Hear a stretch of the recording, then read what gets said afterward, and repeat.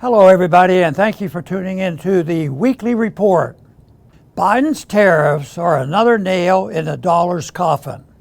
President Biden recently raised taxes on American consumers and businesses and may have hastened the end of the dollar's reserve currency status. President Biden did this by increasing tariffs on Chinese imports. Specifically, President Biden raised tariffs on products including Chinese-produced steel and aluminum and many components imported from China for use in manufacturing electric vehicle batteries. Tariffs on Chinese-made semiconductors are rising from 25% to 50%, while tariffs on Chinese-made electronic vehicles are rising from 25% to an astounding 100%.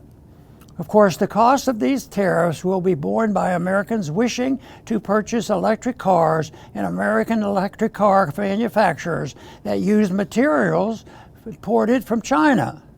These new tariffs thus undercut Biden's goal of getting more Americans to drive electric cars.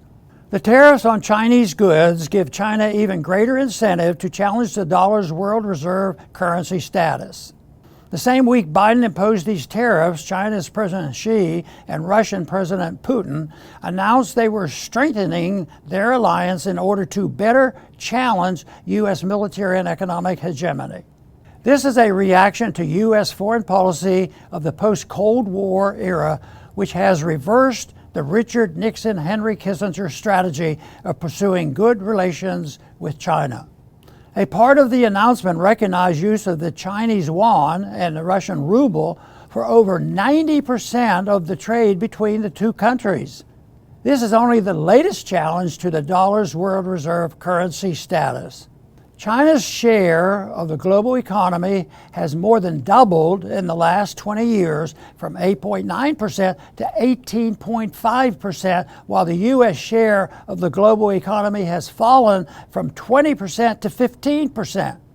China's rise is one reason why the U.S. currency held by foreign central banks has dropped from over 70% in the early 2000s to under 60% today. Last year, China and Saudi Arabia agreed to expand their use of their own currencies in trade between the two countries. This is the first time the Saudis have agreed to use a currency other than the dollar for the oil trade since Henry Kissinger negotiated a deal where the Saudis would trade exclusively in dollars in return for U.S. support for the Saudi regime.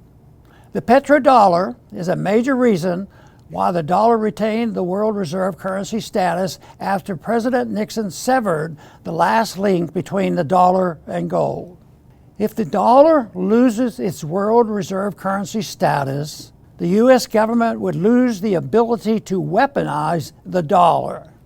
Other countries would then have less incentive to abide by U.S. demands, including related to regime changes.